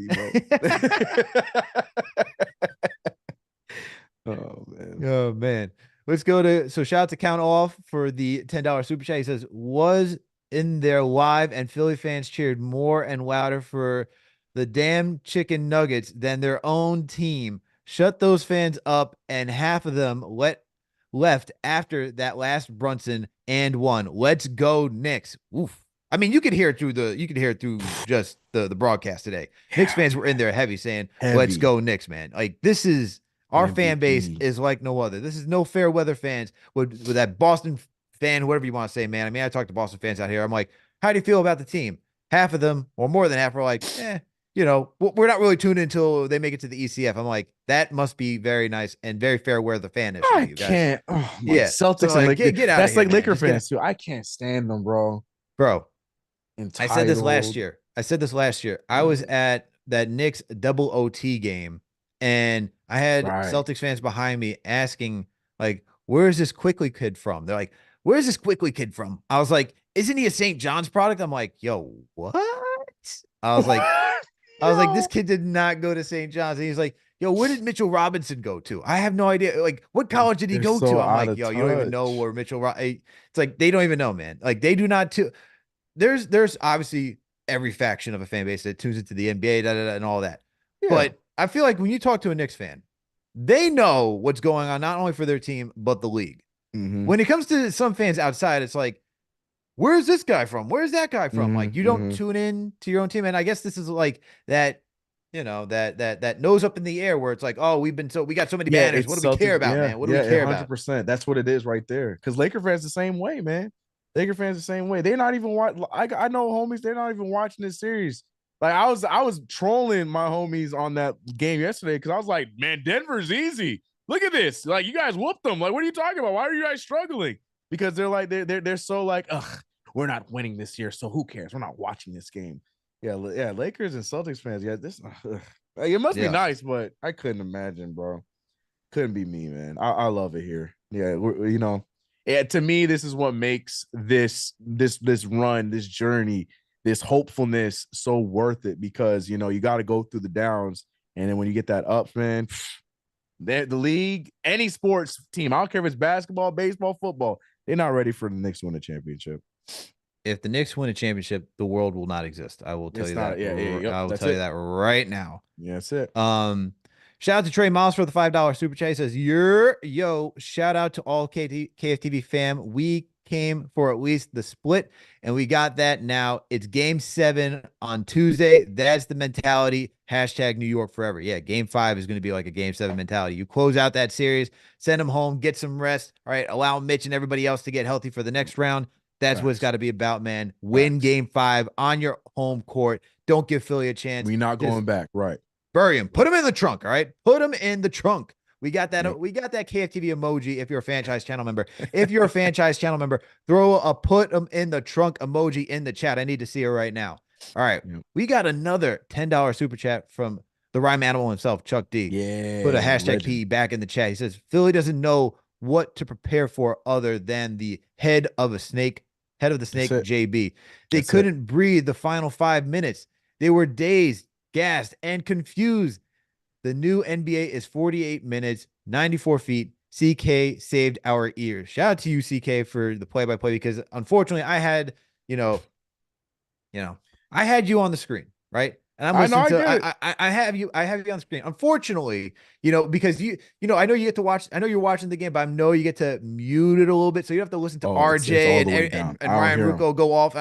I'm listening to both, and I'm like, listen to you. I'm like, what are we talking about, man? Yeah. The water carrying for Philadelphia right now through the national media is absurd. Yes, come on, just give the Knicks. Is it that hard to give the Knicks some credit? Like they give and how they do it, it's just like a dash of credit. It's like, and we're gonna add a dash of pepper. It's like you're making a dish, and you're like, we're gonna add a dash of salt. It's like, come on, guys. Yeah. This team's good. This team got 50 wins. This team got 50 wins without Randall, Mitch, and OG for most of the season. Give him some credit. Mm-hmm. All right.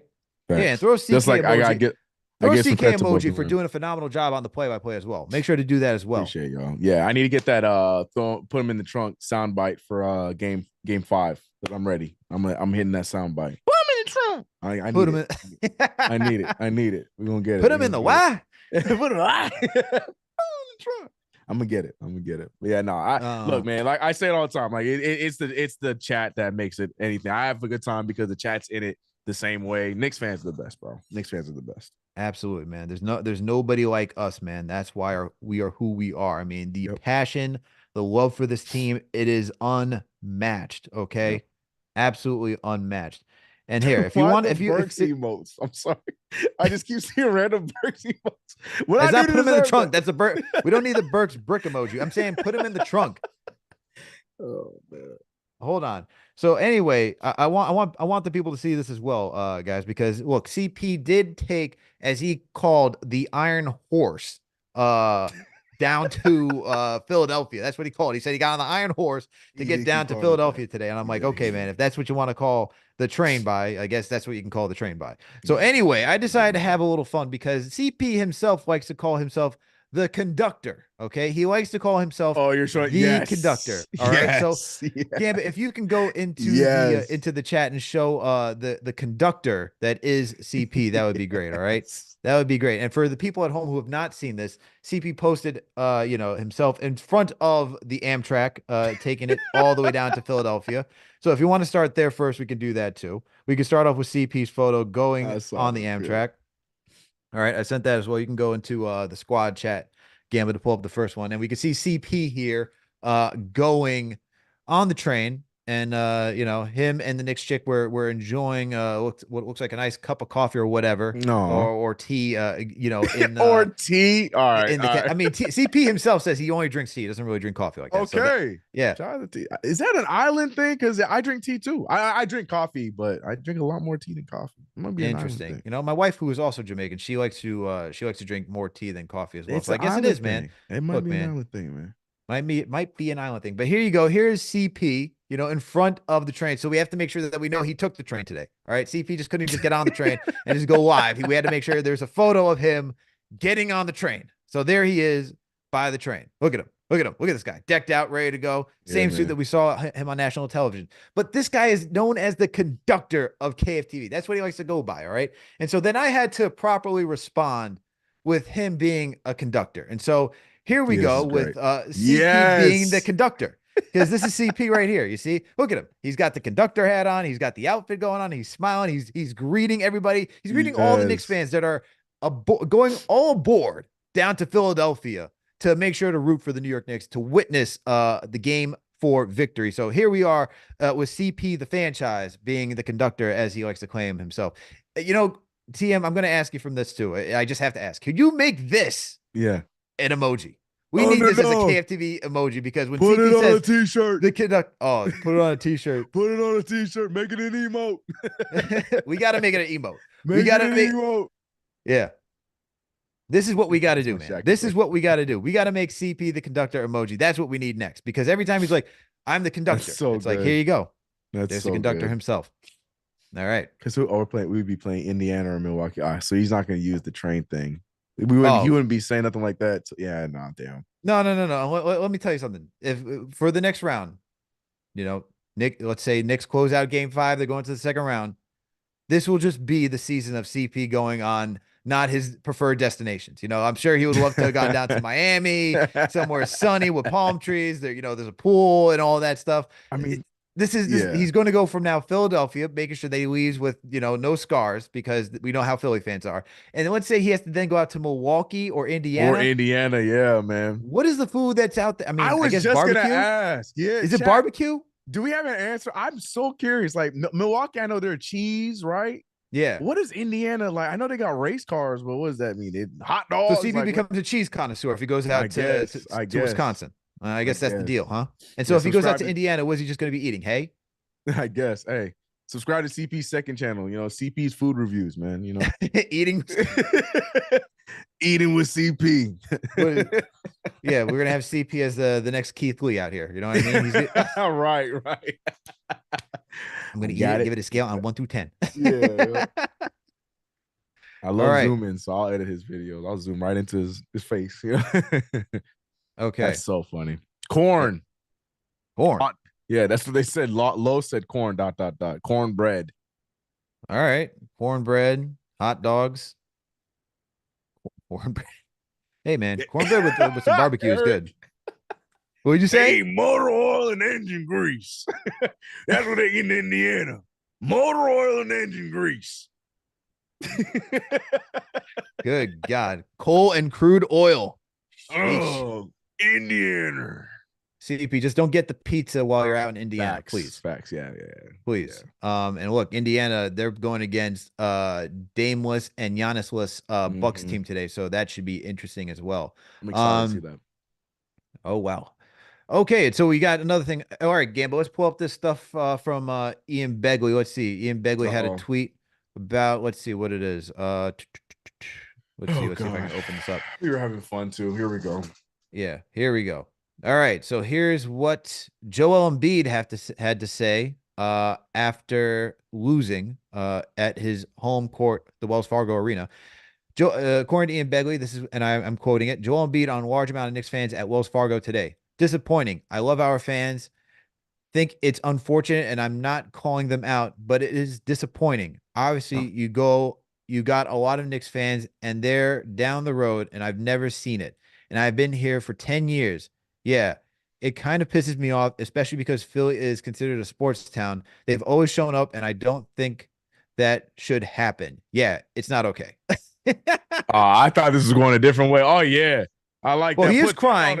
And hold on. I'll turn it a different way. I love it. Philly fans, is Joel Embiid calling you out and saying you're not about it? For sure he is. Oh, yeah. Ooh. Oh, yeah, he is. He said there ain't nothing, man. Oh, yeah. Oh, he sure is. He said, Philly, you ain't about it. He said you are considered a sports town, and 100%. You ain't about it. Yikes. Yep, he sure did. When he hit him with the I love him, but that's all you need to hear. That's it. Yeah. He's 100% calling them out. You might as well say, with all due respect, and then lead with this. Yeah, big facts. Sheesh. Okay, Embiid, you know, that's not tears at all. Yeah, he right. You know who would never say that? Nobody would ever say that about Knicks Nation. I wish they would. Good luck.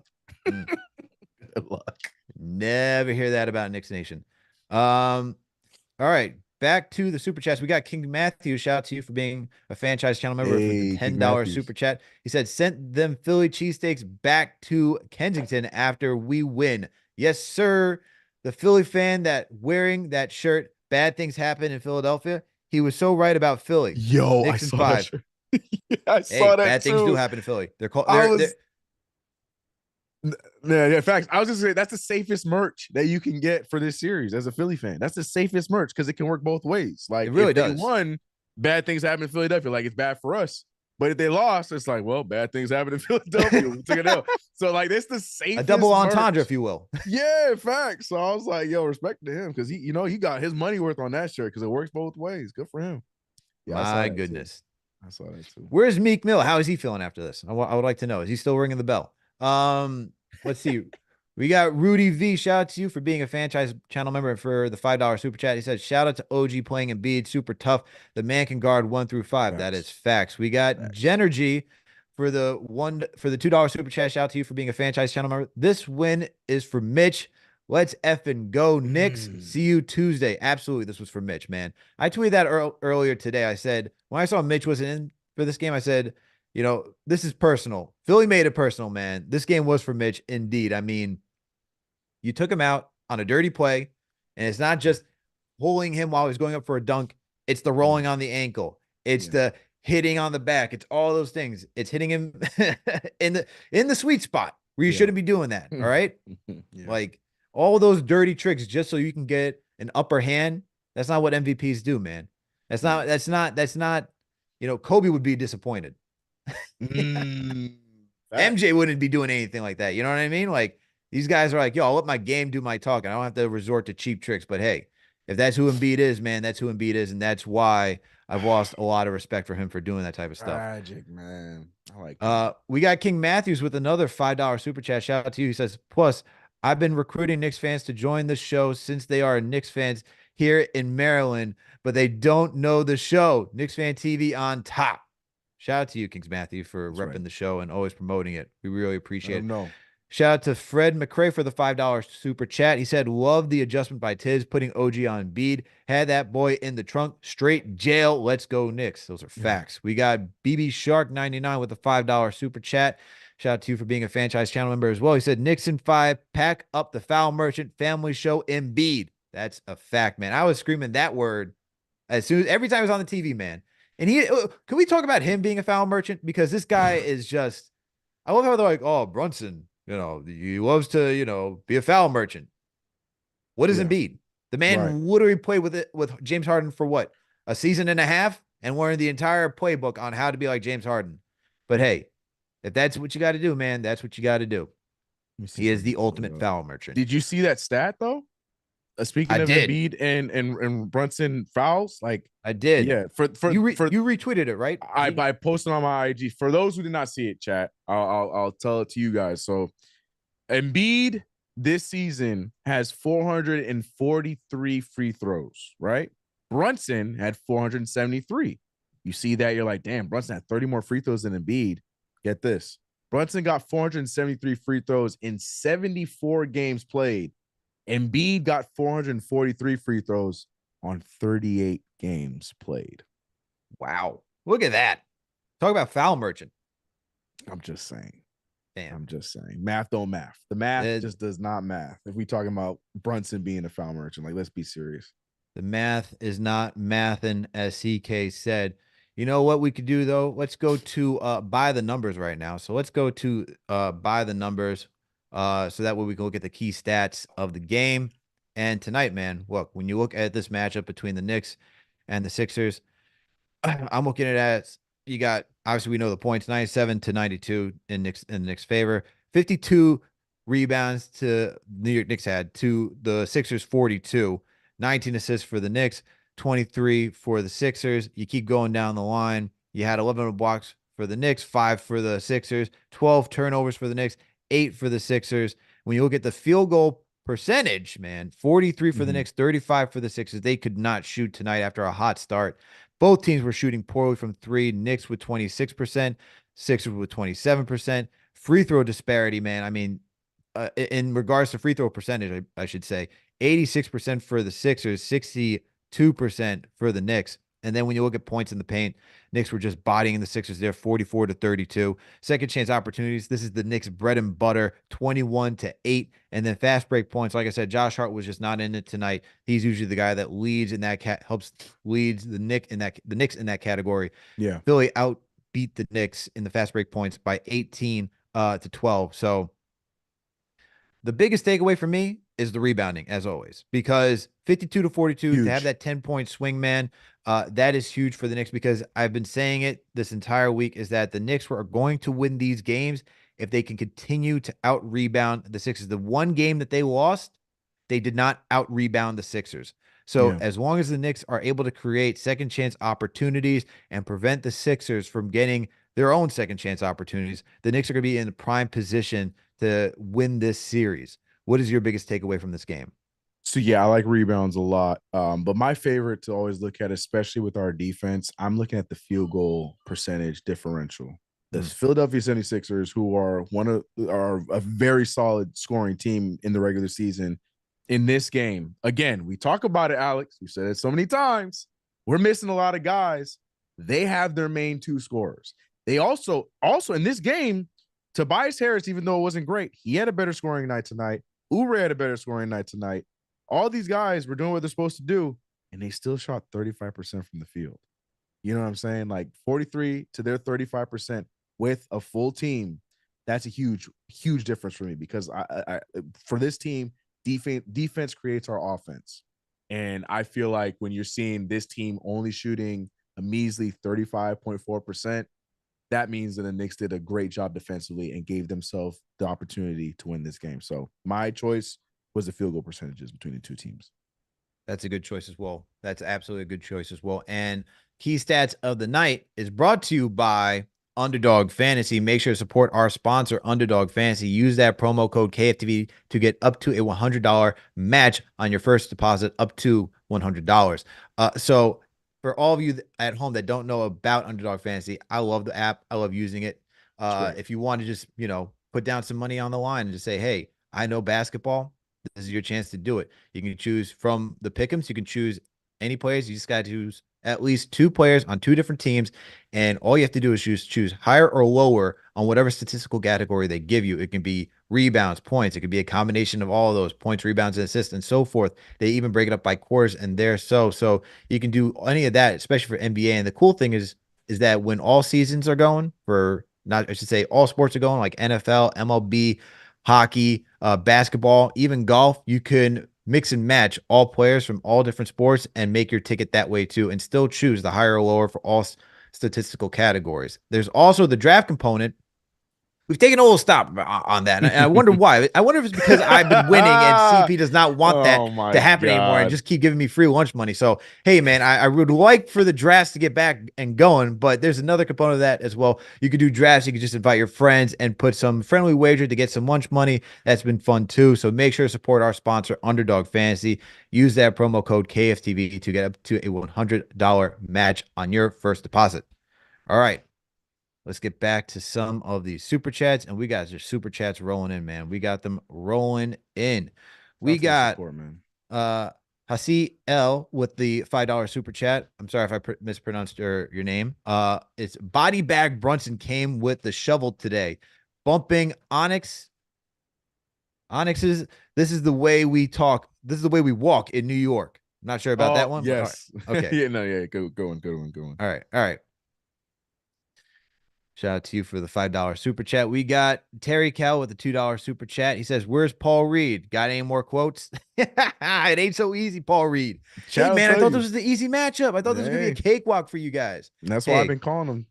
Thanks for the bulletin board material. I appreciate that. Chat knows what I call him. I call him Paul Can't Read, because obviously he was reading those percentages and those stats wrong, because I don't know what he was talking about. Easy matchup.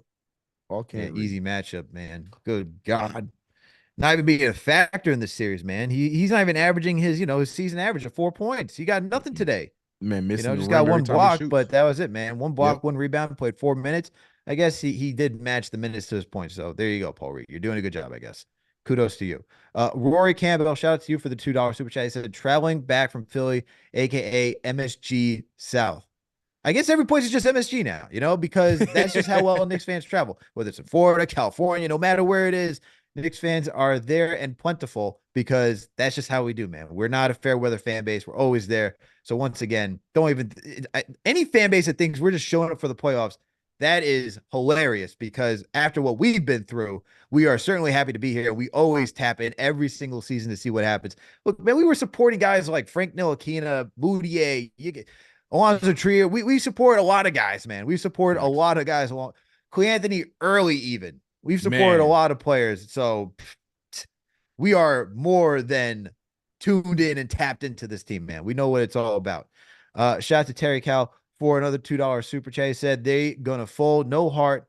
Knicks are grinders. Absolutely. This team, the Sixers are not mentally tough, man. I mean, when your leader has to resort to cheap tricks, that just tells you everything you need to know.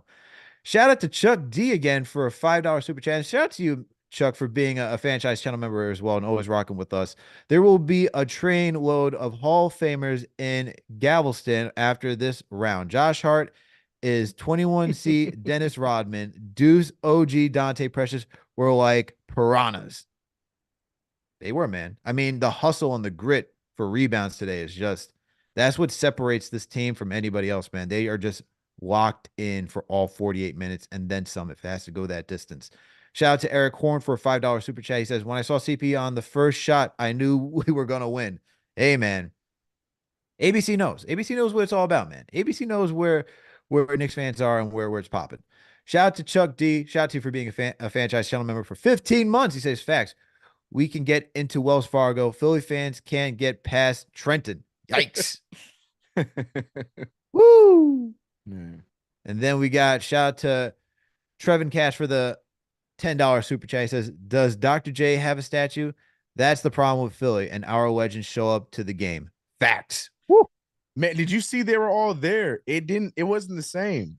Dr. J and AI, and then obviously Don Staley, they were there together sitting around. But Don was in it. But yeah, AI and Dr. J were just like chilling and acting cool. They're like they they were asked to show up compared to us when we had. I mean, they were there tonight too. We got John Starks there, and then but in the Knicks games, we had Starks. We had no one's giving my man enough credit. We had Tim Thomas in the building, but we had all of our guys were there. We even had Bernard Melo in the King, last game, Melo. man. Yeah, Melo was at game 3. But I'm saying, like, they want to be there because they're actually invested in this team. And now it's like Philly was like, hey, AI, what you doing on Sunday? Anyway, you can show up.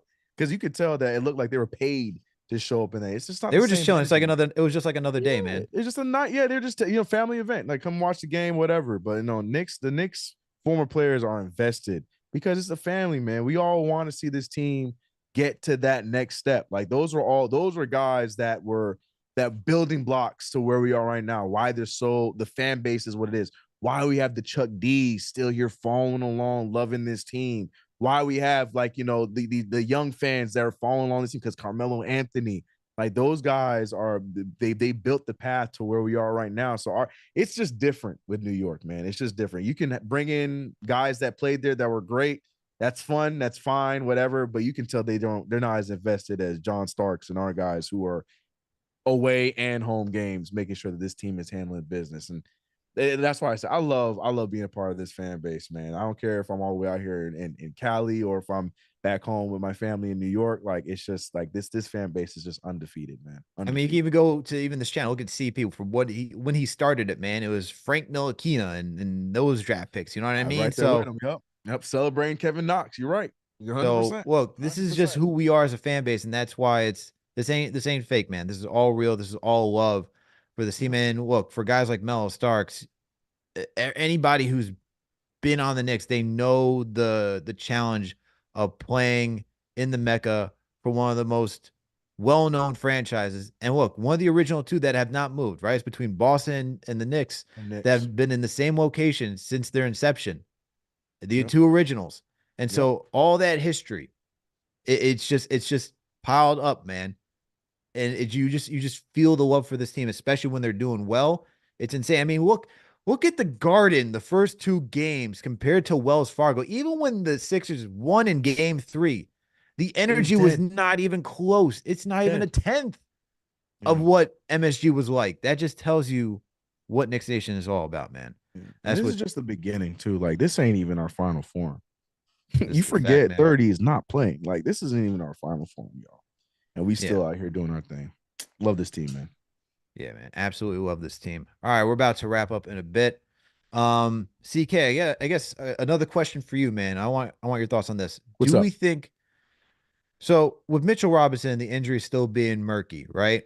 Do you see Precious being an X factor moving forward while Mitch is out in the next game? Or even just moving forward? Like, we don't even know how long Mitchell Robinson will be out. Do you see Precious being an X factor moving forward? Yeah. I think it was either you or JD that brought up a really good point. I feel like going forward, regardless of who it is, if we handle business on Tuesday, I'm still not going to act like it is Tuesday is not going to happen. But I feel like regardless of who we see, whether it's Indiana, most likely, or Milwaukee, I feel like Precious can do a good job against Bobby Portis or Brooke Lopez. I think he can do a good job off the bench with that. And then you look at what would most likely would be like a Boston, and I feel like Precious can be very helpful on Al Horford now, who is more on the perimeter than anything else, in a Porzingis who's more on the perimeter.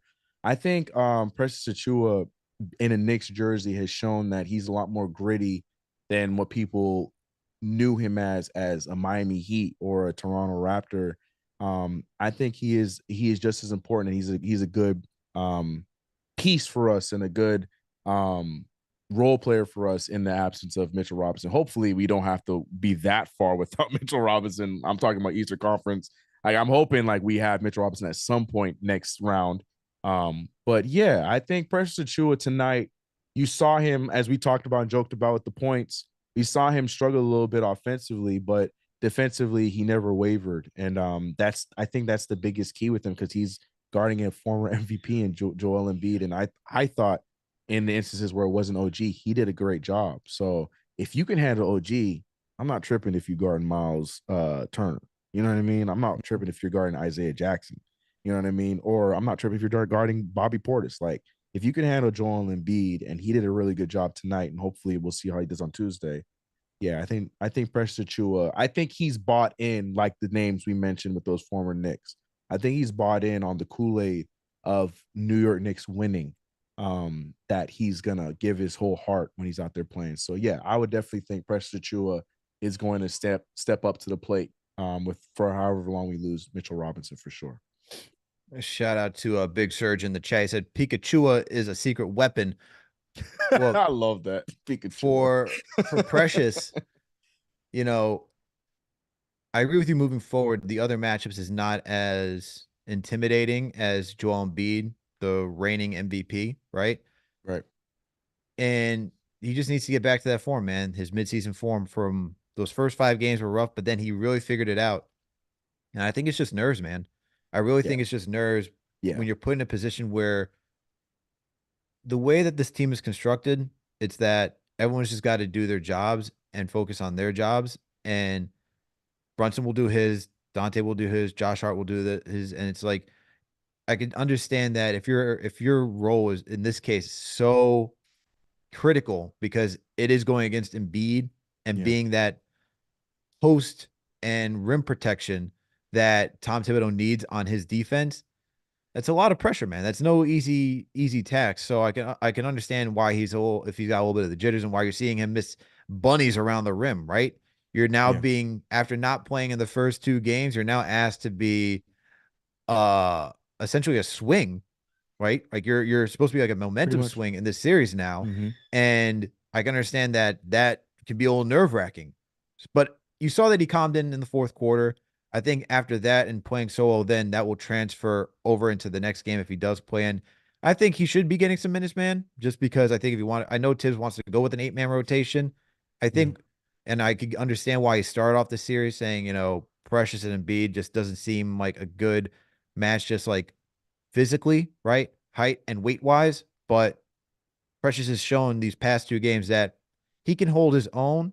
And even if it's not, being this crazy deterrent to Embiid, what he can offer is that switchability from the perimeter to the post, the way he can guard the pick and roll. And you're seeing that with the blocks that he had today. So he should be getting some more minutes. I'm not too worried about Precious. I think he shook off the rust. I think he shook off the nerves. He got really into a good rhythm in the fourth quarter, giving the defensive presence that we've become so accustomed to him offering as the season rolled on.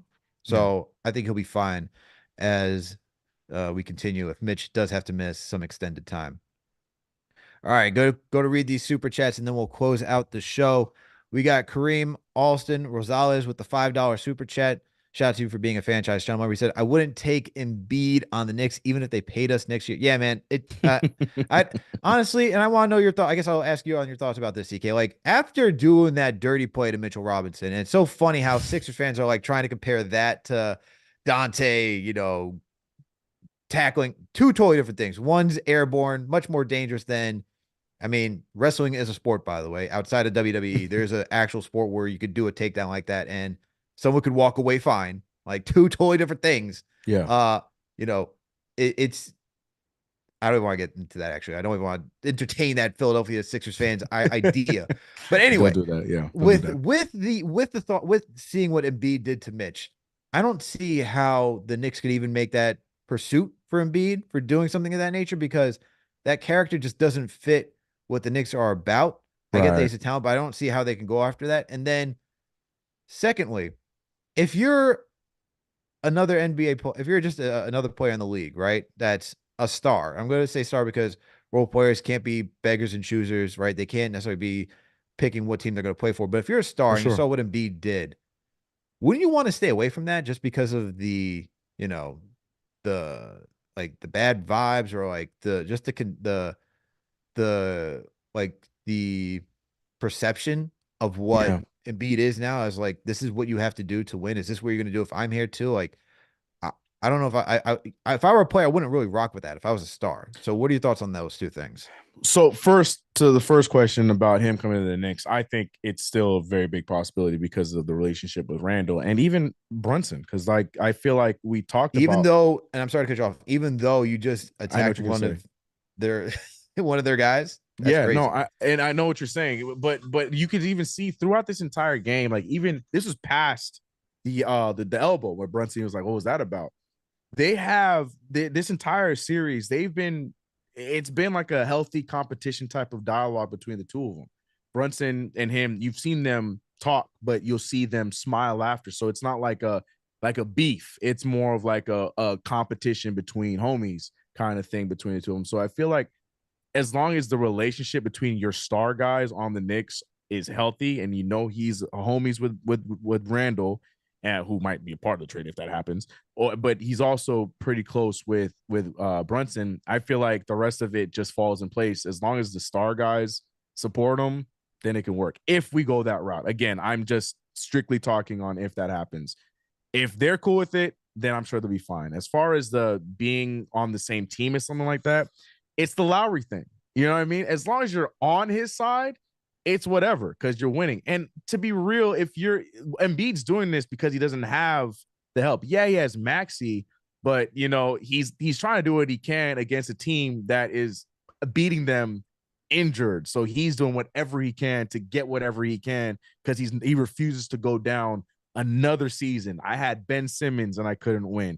I have Maxey and I'm struggling right now. I had Maxey and I had Harden and I couldn't win. I've had all these renditions of this team and I keep getting bounced. So right now, I don't care what's morally right. I don't care what works. I'm doing whatever I can to win. I feel like that's more of a desperation play more than that's who he is. And again, benefit of the doubt.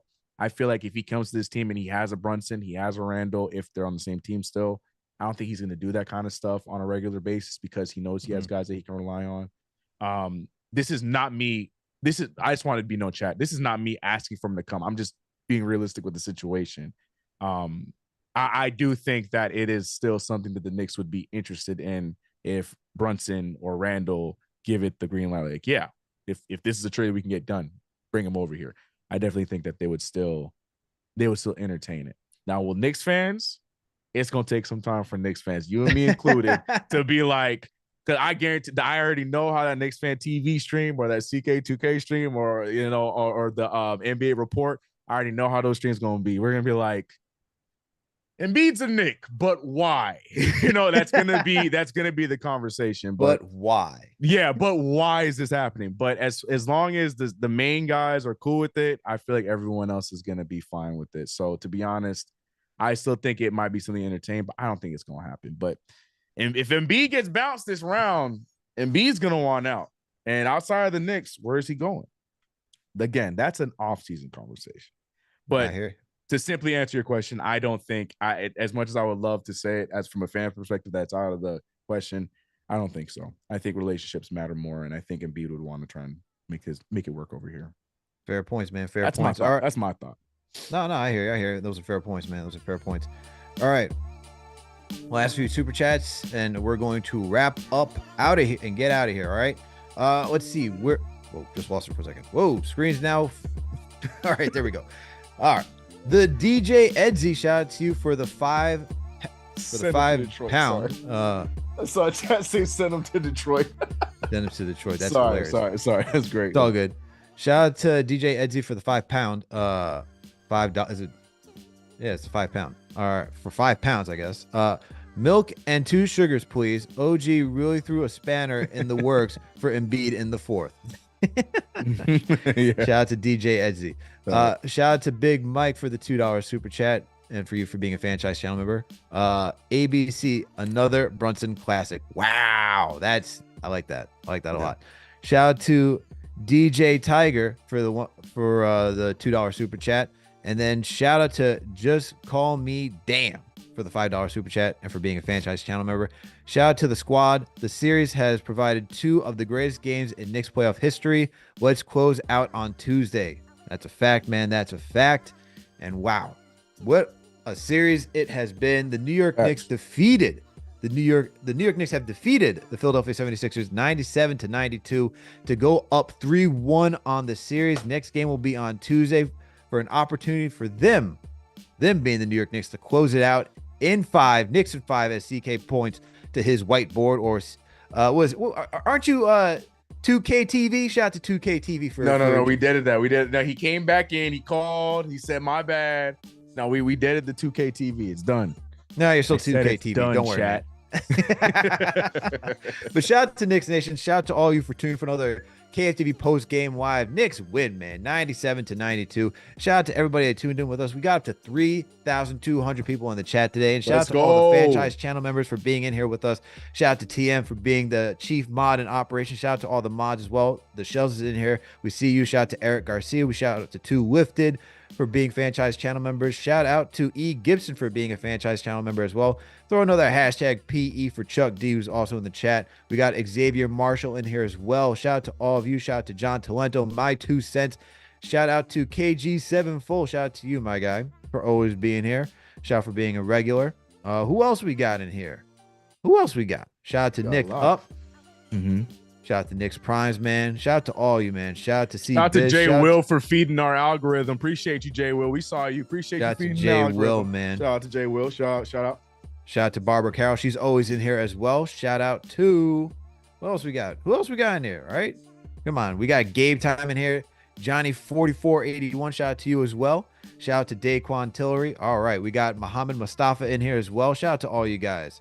All right. Shout out to all of you and for being part of this fan base, man, and making us so great. We really appreciate it. Make sure to support our sponsor, Underdog Fantasy. Use that promo code KFTV to get up to a $100 match on your first deposit. And also make sure to support our sponsor, Manscaped. Make sure to use that promo code KFTV to get up to 20% off and free shipping.